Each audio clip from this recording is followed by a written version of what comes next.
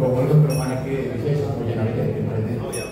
இப்பொழுது சனீஸ்வரனுக்கும் ஈஸ்வரனுக்கும் இப்போ வைக்கப்படும் பிறகு முருகப்பெருமானுக்கு விசேஷ பூஜைக்கு பிறகு சாயந்தரம் சாயந்தரம் 5 மணிக்கு ஆரம்பம். சரியாக சுமங்கலி தான் வந்து உடம்பு வச்சுட்டு வரணும். ஒரு 3 பேர் தான் நல்லாயிருக்கும்.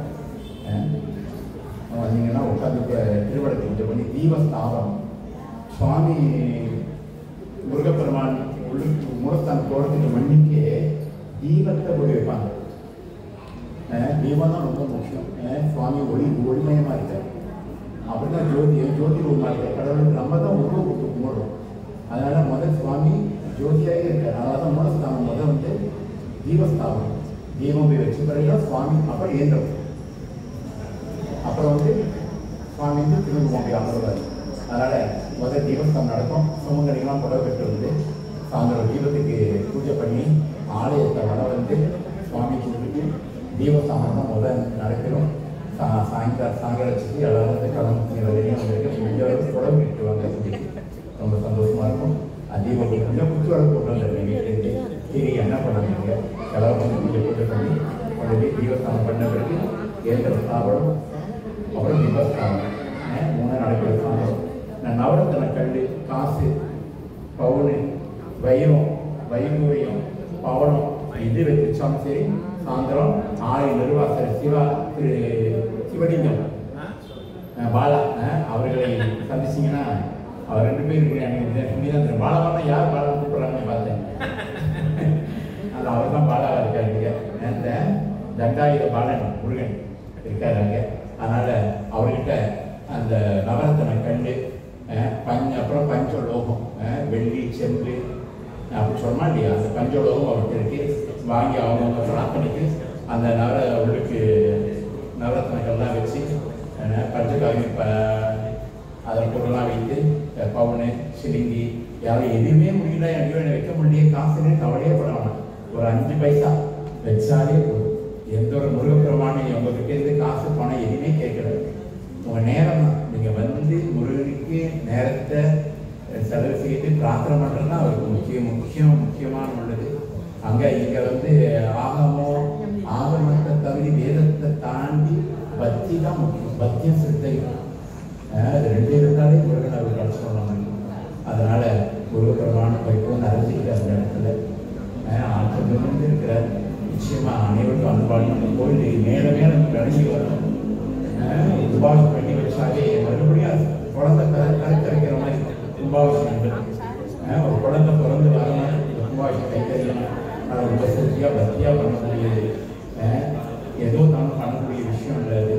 ஒரு குழந்தை எப்படி பிறந்து வருகின்றதோ அதே மாதிரி அந்த கும்பாபிஷேகம். இன்னைக்கு கூட நட்சத்திரம் கும்பாபிஷேகம் நட்சத்திரத்தை எடுத்துட்டால் வருஷம் இந்த கோயில் திருவிழா என்ன நட்சத்திரத்தில் நம்ம கும்பாபிஷேகம் பண்ணி வச்சோமோ அந்த கும்பாபிஷேகம் எடுத்து சுவாமிக்கு வருஷத்தோடு வித்ராவுக்கு பண்ணணும். அது எப்போ மறந்துடக்கூடாது. நெருங்கி நட்சத்திரம் எழுதி கொடுக்குறேன். வருஷம் அன்றைக்கி அவதான் பிறந்த நட்சத்திரம். அது கும்பாபிஷேகம் நட்சத்திரத்தை அன்னைக்கு வருஷம் விடாமல் தெரிவிக்குது. அந்த நட்சத்திரத்தை வச்சு விழா பண்ணணும். இந்த நட்சத்திரத்தை அந்த எழுதி கொடுத்துறேன். உங்களோட ஃபைல் பண்ணி வச்சு வருஷத்தோடு அந்த நட்சத்திரத்தை அன்னைக்கு மறக்காம நட்சத்திரத்தை அன்னைக்கு அந்த பூஜை பண்ணணும். நம்மளோட இப்போ கூட நம்ம பிறந்த அன்னைக்கு தேடி வச்சு செய்யணும். உங்களுக்கு தேடி வச்சு செய்யணும். நம்ம நட்சத்திரத்தை வச்சு செய்யணும் பிறந்தநாள். அதான் உண்மையான பிறந்தநாள். நம்ம இங்கிலீஷ் நினச்சது தேடி பற்றி செய்யணும். முன்னாடி நட்சத்திரத்தை அன்னைக்கு பண்ணுறது ஆயுஷம் அப்புறம் பண்ணுறாங்க. சரியா 60 வயசு சக்தி பூர்த்தி பண்ணுவாங்களா இல்லையா? அந்த 60 வருஷம் அது 2 நட்சத்திரத்துக்கு பண்ணால் அவ்வளோ நல்லது. அதான் அந்த 60 வருஷம் எதுக்கு செய்யணும்னா எப்போ அவங்க பிறந்த வருஷம் 60 வருஷம் வரும். 60 வருஷம் தமிழ் வருஷம். அந்த 60 வருஷம் சரியாக வரும். அன்னைக்கு சக்தி பூர்த்தி பண்ணிக்கணும். கடவுளே முருகப்பெருமானே நான் 60 வருஷம் வாழ்ந்துட்டேன். 120 வருஷம் ஆண்டு முடிச்ச வயசு 6 வருஷத்தை முடிச்சிட்டேன். அப்படி சொல்லுவாங்க சக்தி பூர்த்தி ஒரு காசு பண்ணுறாங்க. அப்படி கிடையாது. இறைவன் நன்றி சொல்லணும். இத்தனை வருஷம் நான் வாழ்ந்துட்டேன் நல்லா முடியாது. இந்த செட்டியார் மனுஷன் கணக்காக பண்ணுவாங்க. இந்த சக்தி பிள்ளையார் செய்யலாத நான் இருக்கும்போது ஒரு நாள் கூட இடமா இருக்காது. ஃபுல்லாக சக்தி பூர்த்தி நடந்துக்கிட்டே இருக்கும். அதனால் அதே மாதிரி முருகப்பெருமானுக்கும் அந்த நட்சத்திரத்தை அன்னைக்கு விடாமல் செஞ்சு 12வது நட்சத்திரம் வரும்போது சரி சரியா ஒரு மண்டலம் முடிஞ்சிருச்சு. திரும்ப மறுபடியும் கும்பாபிஷேகம் பண்ணணும். 12 வருஷம். அதனால எப்போதும் வந்து ஒரு கோயில் வீட்டிலே நல்லா கவனிச்சுக்கிங்க. ஒரு வீட்டில் நம்ம பூஜை பண்ணுறோம், பெற்று வந்தால் பிரசாத வைக்க மறந்துடுவோம், நைவேத்தியம் பண்ண மறந்துடுவோம். ஏதாவது விட்டுறோமா இல்லையா? வெள்ளிக்கிழமை வரைக்கும் சேதத்தில் பண்ணணும். நிறையா பொருள்லாம் வச்சு ஒரு பூர்த்தி ஆகிடும். ஒரு வருஷம் முடியலையா? சரியா முடிஞ்ச ஒரு வருஷம் நீங்கள் ஒரு ஹோமம் பண்ணணும் முடிஞ்சது. அதே மாதிரி கோயிலையும் அப்படின்னா ஒரு வாரத்தில் ஐயர் ஏதாவது பிரசாதம் வந்துட்டாங்க, ஏதோ ஒன்று அபிஷேகம் தாமதம் நடந்திருக்கும், ஏதாவது ஒரு யாராவது தீபிக்க யாராவது வந்திருப்பாங்க, உங்களுக்கு ஏதாவது நடத்த வாய்ப்பு இருந்திருக்கும். அது மாதத்துக்கு வரும் பௌர்ணமி அன்னைக்கு ஒரு சரவீஜை எல்லாம் சஷ்டி அன்னைக்கு ஒரு ஹோமம் இந்த மாதிரி பண்ணியிருக்கோம். இதெல்லாம் ஒரு மாதம் பண்ணணும். ஏன்னா ஒரு மாதத்தில் ஏதாவது குறைகள் இருந்தால் பூர்த்தி ஆகிடும். அதே மாதிரி வருஷத்துக்கு ஒரு முறை ஆண்டி விழா பண்ணணும், தைப்பூசம் பண்ணுவோம். என்ன பண்ணணும்? அதே மாதிரி ஹோமம் பண்ணி அந்த கீழே அந்த வாஸ்தவம் பண்ணி சுத்தி பண்ணி எல்லாத்தையும் மறுபடியும் ஹோமம் பண்ணுவோம். ஏன் இந்த ஒரு வருஷத்துல சரி வேற மந்திர சொல்ல மறந்துருக்கலாம், ஏதாவது குறைகள் ஏற்பட்டிருக்கலாம், அந்த பக்கத்தில் ஏதாவது மரணங்கள் ஏற்பட்டிருக்கலாம், அப்படி யாராவது ஏற்பட்டு வந்திருக்கலாம், ஏதாவது தோஷம் இருந்திருக்கலாம். அப்படி ஏதாவது இருந்தாலும் ஒரு வருஷத்துக்கு உள்ள இந்த பிரார்த்தனை அந்த பூஜை பூர்த்தி ஆகிடும். ஏன் அதெல்லாம் பண்ணணும்னா சொல்கிறமா இல்லையா? கோயிலுக்கு போனால் மன நிறைவாக இருக்குங்க. கோயிலுக்கு போனால் மன நிறைவாக இருக்குங்க. இந்த பூஜைகள்லாம் நம்ம செஞ்சு வச்சுருக்கிற வசதி இந்த பிரபஞ்ச சக்தியை இடித்தாங்கி ஊரில் இடித்தாங்கி இது கிடையாது. இடித்தாங்கி தான் கோபுரமாக இருக்கு இந்த காலத்தில். அந்த கோபுரத்தில் வச்சு அந்த இடித்தாங்கியாக இருந்து இந்த ராஜகோபுரம் பார்த்தீங்களா? கூடத்தில் வந்துருக்கு உயரமா. அந்த காலத்தில் செம்பில் செஞ்சிருக்கணும். செம்பில் இப்போ செம்பு செம்பு காசுனா அதுவும் தங்கக்கோடி பண்ணிருக்கு. இந்த செம்புக்கு வந்து இழுப்பு சக்தி அதிகம். ஒரு செம்பு ஒரு பாத்திரத்தை அந்த மணிக்கு கீழே வச்சுருங்க. அப்படி இந்த மணி கீழே வச்சுட்டு மணியை அடிக்கும் போது பாருங்க இந்த செம்பு கூட ஆடும். யாரும் பார்த்ததில்ல. மணி ஓசைக்கு வேகமாக மணி அடிச்சுட்டு ஒரு செம்பு கூடத்தை கீழே வச்சா செம்பு கூட ஆடும். அடியே அதுவும் இந்த செம்புக்கு அதிக சக்தி இருக்கு. அதான் செம்பு கூட வச்சு வேத மந்திரம் சொல்லணும். இந்த இரும்புக்கெல்லாம் அதுக்கு கிடையாது, வெங்கலத்துக்கு கிடையாது, என்னது சிறுவர் கிடையாது. இந்த வெங்கலத்துக்கு தான் ஆற்றல் உண்டு. இந்த வேத மந்திரம் சொல்லும் போது அந்த காந்த சக்தி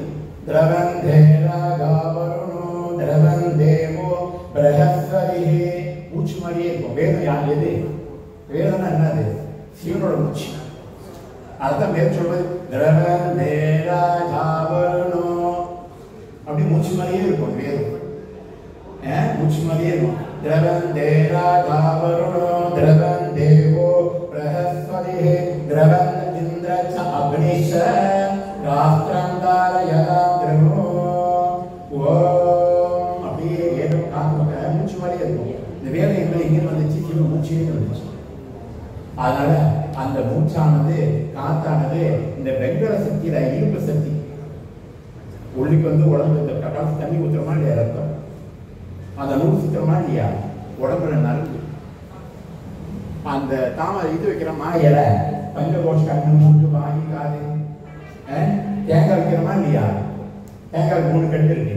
நம்ம தான் தேங்காய் 3 கட்டு இருக்கு. தேங்காய் 3 நாடி, சுசுனா நாடி, சந்திரகலை, சூரிய கலை. அப்புறம் நடுவில் சுசுனா நாடி 3 நாடி ஓடுது உடம்புல.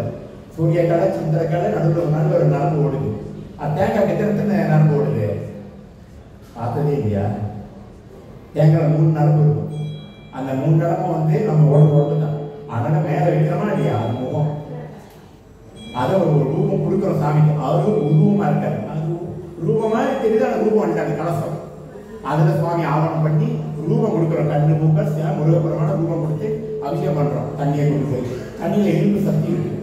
வேத வெங்கல கலசம் இதையெல்லாம் நான் உள்ள நவரத்தன கண்டு உடுப்பு போடுறது, அப்புறம் மூலிகை பொருட்கள்லாம் உள்ள வச்சு மந்திர வேத மந்திரம் சொல்லி பிரபஞ்ச சக்தியை அழைச்சி கொண்டு வந்து அந்த கலசத்துல ஆவாரணம் செய்து அந்த கலசத்தை கொண்டு போய் சுவாமிக்கு அபிஷேகம் பண்றோம் சக்தியோட.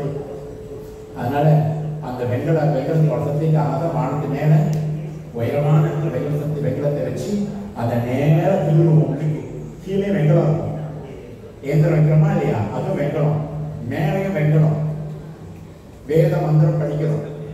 நடுவில் இந்த தொடர்பு.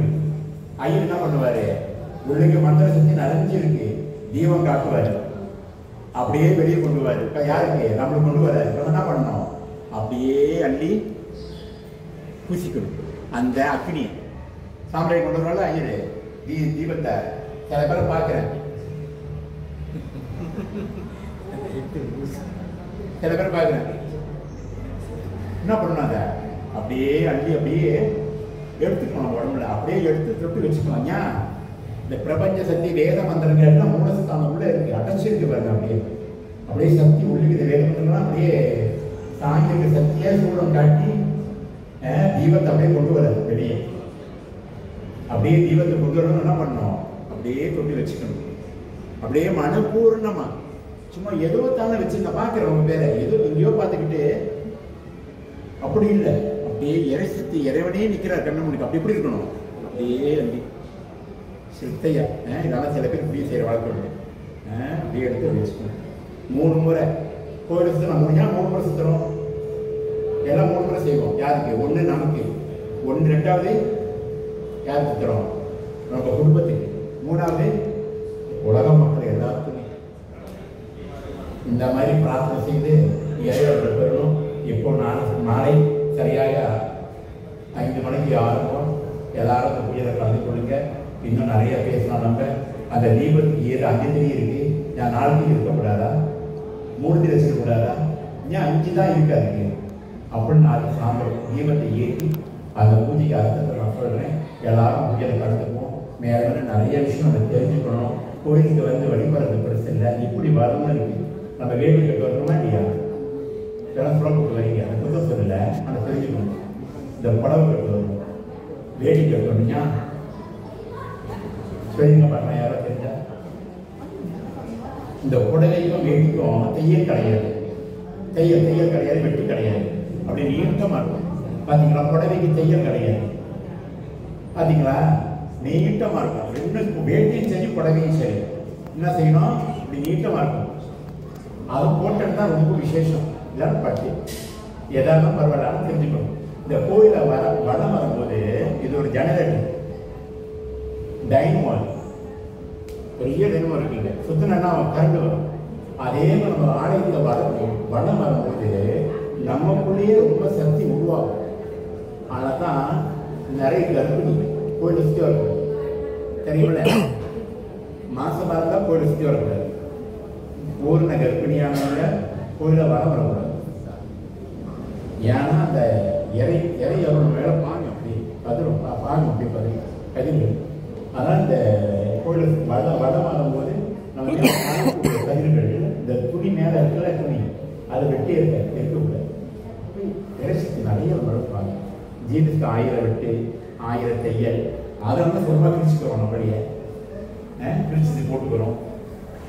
அதனால வேட்டி கட்டிட்டு வரணும். சில பேர் பார்க்குறாங்க ஃபுல்லாக கூட பூஜைக்கு மட்டும் வேட்டி கட்டுவாங்க. ஆனால் ஒரே வேட்டி வச்சுருப்பாங்க. எப்போதும் பூஜை கட்டுறதுக்கு ஞானம் அது இறைசக்தி நிறைஞ்சிருக்கணும். அந்த வஸ்திரத்தை, ஆனால் வஸ்திரம் விளையாட்டுன்னு நினைக்காதீங்க. வஸ்திரத்தை இறந்தவங்களோட வஸ்திரத்தை நம்ம போடக்கூடாது.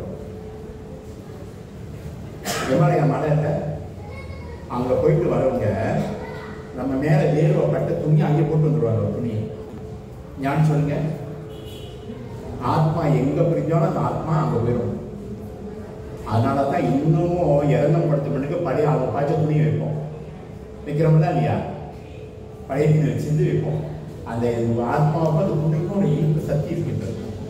ஆனால் வஸ்திரம் ஏதோ நினச்சிக்கிட்டு இருப்போம். இந்து சமயத்தில் வஸ்திரத்துக்கு ஒரு மரியாதை இருக்கு, அதுக்கு ஒரு கருத்து வச்சிருக்காங்க. அதனால் கோயிலுக்கு வரும்போது வேட்டி கட்டுவாங்க. கோயிலேருந்து வேட்டி கட்டுறது தரிசனம் பண்ணுங்க. அதுக்கு தனித்தன்மை உண்டு வேட்டிக்கு. அதெல்லாம் கோட்டனாக இருக்கணும். அந்த வேட்டி ரொம்ப நல்லது, எல்லாம் பட்டாக இருக்கணும், ரொம்ப நல்லது. இந்த மாதிரி விசேஷங்கள்லாம் செஞ்சு இந்த இறைவர்கள் பெற்று எல்லாரும் கூற்றி நீண்ட ஆயுளுடைய சேமமாக இருக்க பிரார்த்திக்கின்றோம். நம பார்வதி பதையே தென்னாளுடைய சிவனையை போற்றி. இப்போ முருகப்பெருமானுக்கு விசேஷ பூஜை, விசேஷ பூஜைக்கு பிறகு வெகுதி பிரசாதம் வழங்கப்படும். அனைவரும் விருது பெற்றுக்கொண்டு மாலையில் வந்து இந்த பூஜையில் கலந்துபடி கேட்டுக்கொள்கின்றோம். கும்பாபிஷேகம் அன்னைக்கு எல்லாரும் வெள்ளனே வந்துடுங்க. சரியாக 9:45 10:30 ஜலத்தனை மேலே ஊற்றிடுவோம். மேலேயும் அபிஷேகம் நடந்துடும், உள்ளுக்கு முருகனுக்கும் அபிஷேகம் நடந்துடும். 9:45 அப்படின்னு நினச்சிட்டு தாமதம் வந்துடக்கூடாது.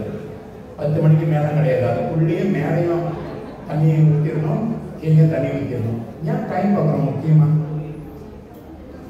ஏன் டைம் ரொம்ப முக்கியமாக பார்க்குறோம்? ஏன் டைம் ஊற்றணும்? ஏன் 3 இலக்கணம் இருக்கு. சிர இலக்கணம், ஒவை இலக்கணம், சர இலக்கணம். இந்த 3 இலக்கணம் இருக்கு. இந்த சர இலக்கணம் வந்து கம்பெனி ஆரம்பிக்கிறாங்களா இல்லையா, காடி வாங்குறாங்களா இல்லையா, அந்த சர இலக்கணத்தில் வரணும். அது ஓடிக்கிட்டே இருக்க சர சர சர சர சரமாக வர முடியாது. சரியா? கொஞ்சம் அமைதியாக இருக்கு. சரசரமாக வரும். சரியா? ஒவை இலக்கணம் சாதாரண எல்லா கரையும் பண்ணலாம். ஆனால் ஸ்திர இலக்கணம் இருக்கு. ஸ்திரம், ஸ்திரம், ஒவையம், சரம். அப்போ அது ஸ்திரம் ஒவையம் வந்து சரம் சொல்லிட்டேன். எதை ஆரம்பிச்சோம் சரசரமாக வரும். அதுவே கடை பண்ண முடியுமா? என்ன ஆகும்? கடை எதில் வைக்கணும்? சிரத்தில் வைக்கணும். சிரம் சிரமாக இருக்கக்கூடியது. அப்போ கோயில் கும்பாஷம் கூட எதில் பண்ணணும்? சிரத்தில் பண்ணணும். முருகப்பெருமான் சிரத்தில் உட்காரணும். அப்படி அந்த இடத்துல உட்கார்ந்து அழகாக அருள் பாடிக்கணும். அப்போ அந்த சிர லக்கணமானது அந்த லக்கணத்தில் தனி சிரம் சிரமாக இருக்கும். அது சிரமாக இருக்கும். வீடு சிரத்தில் பண்ண முடியுமா? எதில் பண்ணணும்? சிரத்தில் பண்ணணும். வீடு சிரமாக இருக்கணும் ஒரு இடத்துல. அதனால தான் அந்த ஒரே இலக்கணம் 1.5 மணி நேரம். அது சிர இலக்கணம் எல்லாருக்கும் 1.5 மணி நேரம். ஆனால் 1.5 மணி நேரத்துக்குள்ளாரியே இன்னைக்கு தண்ணி இழப்ப மேலையும் கலசத்துலையும் முருகப்பெருமானுக்கும் ஊற்றிருந்து வளர்க்கும். அதுக்கெல்லாம் சில இலக்கணம், ஒவை இலக்கணம், சர இலக்கணம் 3 வித இலக்கணம். இதுக்கு தான் சொல்றது.